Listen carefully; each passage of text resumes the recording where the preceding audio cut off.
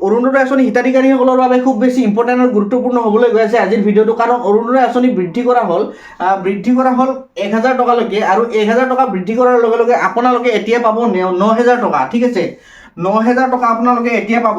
কেতিয়া পাব আপোনালোকে এই 9000 টকাটো?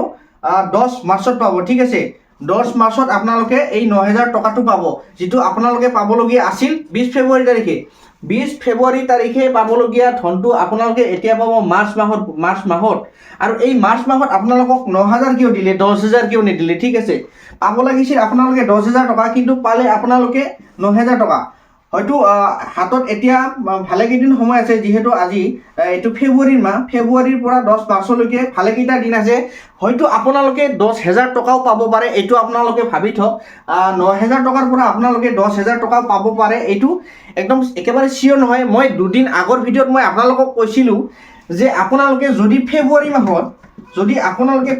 মাহত 9000 টকা নাপায়, 8000 টকা নাপায়, আপোনালোকে যদি ফেব্ৰুৱাৰী মাহত যদি আপোনালোকে 8000 টকা নাপায়, আৰু যদি এই ফেব্ৰুৱাৰীত টকাটো নিদিয়ে, যদি মাৰ্চত দিয়ে, তেনেহ'লে মই আপোনালোকক কৈ থৈছিলোঁ যে আপোনালোকে 8000 টকা নাপায়, 8000তকৈ বেছি পাব, হয়তো 1000 টকা পাব, 2000 টকা পাব, নহ'লে 3000 টকালৈকে বৃদ্ধি কৰা হ'ব। আৰু সেইটো কথা আজি সঁচাকৈ প্ৰমাণ হ'ল। আৰু বহুতে কৈছিল যে এইটো কোনো 8000 টকা দিম বুলি কৈছে, যেতিয়া 8000 টকাই দিব, 9000 বা 10000 টকা নিদিয়ে। কাৰণ এইবিলাক খবৰ যিহেতু আমাৰ হাতত আহি থাকে, বা আপডেট আমাৰ হাতত আহি থাকে, সেইকাৰণে মই আপোনালোকক কৈ থাকোঁ যে বেলেগতকৈ এদিন হ'লেও মোৰ চেনেলত এনেকুৱা ধৰণৰ খবৰ পাব। সেইকাৰণে মই মোৰ চেনেলটো আপোনালোকক ছাবস্ক্ৰাইব কৰি থ'বলৈ কওঁ।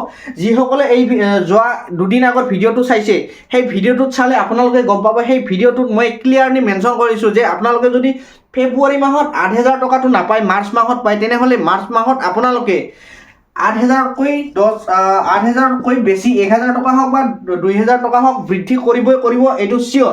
আৰু সেইটো এতিয়া প্ৰমাণ হ'ল, আৰু প্ৰমাণ হৈ থাকিব। মোৰ চেনেলত আপোনালোকে এনেকুৱা ধৰণৰ খবৰ সদায় পাই থাকোঁ।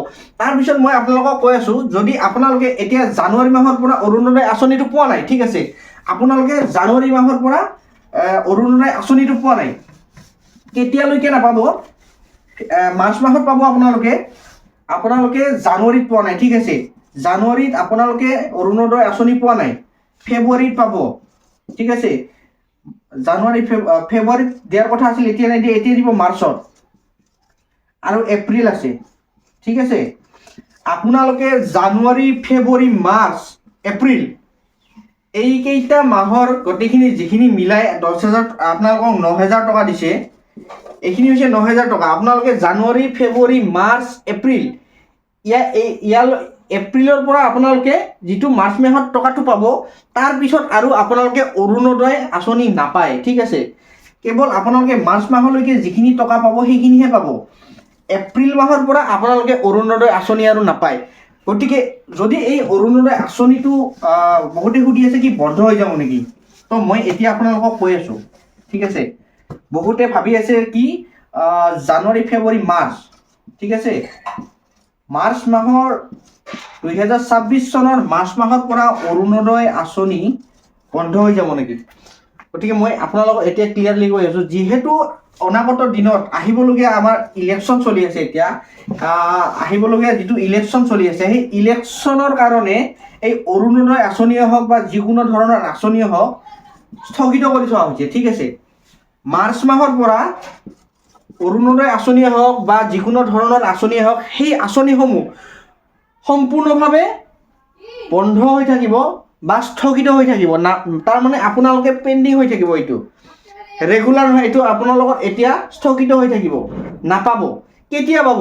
যেতিয়া ইলেকশ্যনৰ ফলাফল দিব, যেতিয়া ইলেকশ্যন গুচি যাব, ইলেকশ্যন গুচি যোৱাৰ পিছত যেতিয়া ইলেকশ্যনৰ ফলাফল ঘোষণা কৰিব, তাৰপিছত আকৌ এই অৰুণোদয় আঁচনিটো আপোনালোকে পাবলৈ আৰম্ভ কৰিব বা ৰেগুলাৰ হ'ব।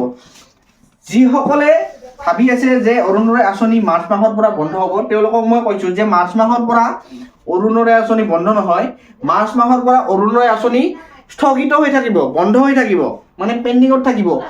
আৰু ইয়াতে এটা কথা হ'ল কি, মাৰ্চ মাহৰ পৰা ইলেকশ্যনৰ ৰিজাল্ট দিয়ালৈকে যিখিনি সময় পেণ্ডিং হৈ থাকিব, সেই টকাখিনি পাবনে নাপায় সেইটো আচল প্ৰশ্ন। বহুতে সুধি আছে এইখিনি যে মাৰ্চ মাহৰ পৰা আপোনালোকে ইলেকশ্যনৰ ৰিজাল্ট কেতিয়া দিব, কিমান দিন লাগিব, হয়তো 3 মাহ 4 মাহো লাগি যাব পাৰে, 5 মাহো লাগি যাব পাৰে। গতিকে আপোনালোকে এই 5 মাহৰ ভিতৰত যিখিনি আপোনালোকে পাবলগীয়া ধন সেইখিনি পাবনে নাপায়। যিহেতু বহু পৰিয়ালে অৰুণোদয় আঁচনিৰ জৰিয়তেই চলি আছে বা অৰুণোদয় আঁচনিৰ ভৰসাত তেওঁলোকে পৰিয়াল পোহপাল দি আছে বা তেওঁলোকে অৰুণোদয় আঁচনিত যিখিনি ধন পায় সেইখিনি কিছুমান কামত ব্যৱহাৰ কৰি আছে, সেইখিনি ধন নাপালে তেওঁলোকৰ বহুত সমস্যাৰ সৃষ্টি হয়। তেওঁলোকে সুধি আছে যে এইখিনি পেণ্ডিং পইচা পাম নে নেপাম। যিহেতু যদি পায় তেওঁলোকে কাৰোবাৰ পৰা এইখিনি পইচা ধাৰত লৈ হ'লেও তেওঁলোকৰ কামখিনি কৰিব পাৰিব। তো এতিয়া মই আপোনালোকক কওঁ, যিখিনি আপোনালোকে মাৰ্চ মাহৰ পৰা যিহেতু অৰুণোদয় আঁচনিটো বন্ধ থাকিব নাপায় ইলেকশ্যনৰ ৰিজাল্ট দিয়ালৈকে, তো সেইখিনি পইচা এতিয়ালৈকে কনফাৰ্মেশ্যন অহা নাই যে আপোনালোকে পাবনে নেপায়।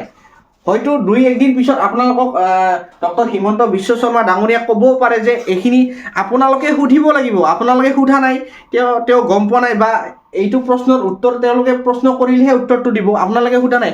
আপোনালোকে মোৰ কমেণ্ট কৰক, আপোনালোকে মোৰ কমেণ্ট বক্সত কমেণ্ট কৰক যে কিছুমান যিখিনি প্ৰশ্ন থাকে আপোনালোকে কমেণ্ট কৰক। আৰু আপোনালোকক 9,000 টকা কিয় দিলে 10,000 টকা কিয় দিব নোৱাৰে সেইটো আপোনালোকে কমেণ্ট কৰক যে আপোনালোকক 10,000 টকা লাগে, ঠিক আছে। আপোনালোকে 9,000 টকাৰ পৰা 10,000 টকালৈকে আপোনালোকে কওক যে আমাক 10,000 টকা লাগে একেবাৰে। তো যিহেতু বহুদিন ভালেকেইদিন এই অৰুণোদয় আঁচনিটো বন্ধ থাকিব, কমেণ্ট কৰিলেহে এই কমেণ্টবিলাক যাই মুখ্যমন্ত্ৰী ডাঙৰীয়াই গম পাব। আপোনালোকে কমেণ্ট নকৰে, কমেণ্ট বক্সত আপোনালোকে কমেণ্ট কৰক, কমেণ্ট কৰিলেহে গম পাব, ঠিক আছে। আৰু ভালেকেইটা আপোনালোকক অৰুণোদয় আঁচনিৰ নিচিনা আপোনালোকক ভালেকেইটা আঁচনি আহি আছে 2026 চনত। গতিকে কি আঁচনি, যেনে ধৰক অসম বাজেটত এতিয়া কৈছে যে বৃদ্ধ পেঞ্চন আৰু বিধৱা পেঞ্চন। বৃদ্ধ পেঞ্চন আৰু বিধৱা পেঞ্চন ইতিমধ্যে বৃদ্ধি কৰা হৈছে। কিমান বৃদ্ধি কৰা হৈছে মই আপোনালোকক কৈ আছোঁ। এতিয়া বৃদ্ধ পেঞ্চন আছিল 250 টকা মাত্ৰ, কিন্তু 250 টকা বস্তুৰ এতিয়া ইমান দাম হৈছে যে এতিয়া প্ৰেছাৰৰ টেবলেট খাবলৈ হ'লে বৃদ্ধ এজনে যদি প্ৰেছাৰৰ টেবলেট খাবলগীয়া হয়, এই 250 টকাকৈ 500 টকাও নহয় এমাহত। তো সেইকাৰণে তেওঁলোকে 400 টকা দিছে। 400 টকাৰ পৰা যদি আপোনালোক 500 টকা দিয়ে তথাপিও এটা সুবিধা হয়। তো এইটোৱে হ'ল কথা।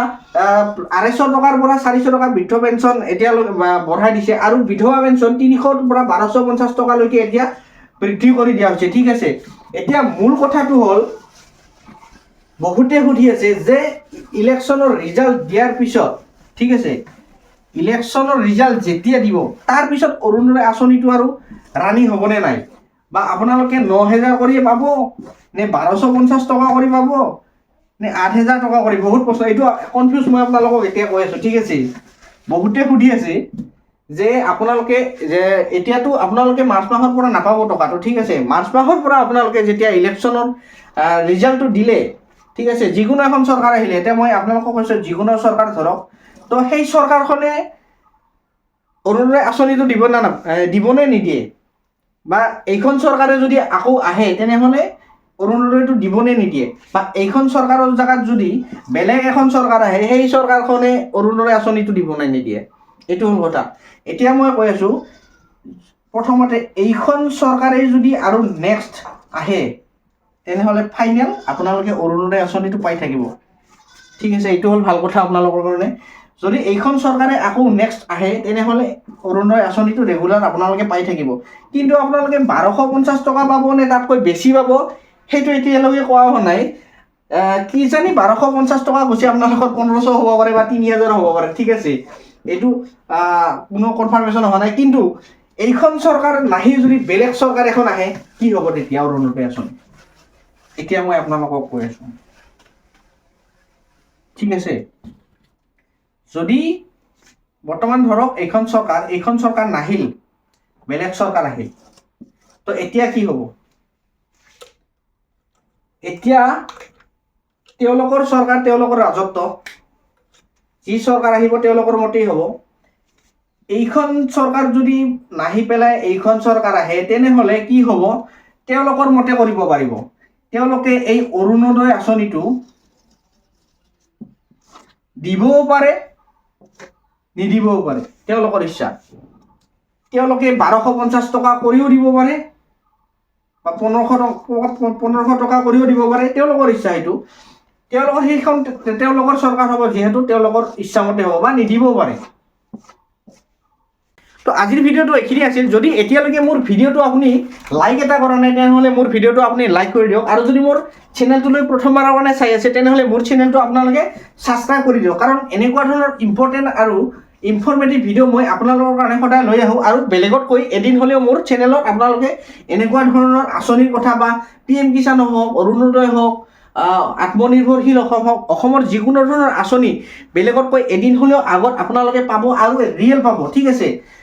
তো সেইকাৰণে মোৰ চেনেলটো আপোনালোকে ছাবস্ক্ৰাইব কৰি থ'বলৈ নাপাহৰিব। আজিলৈ ধন্যবাদ।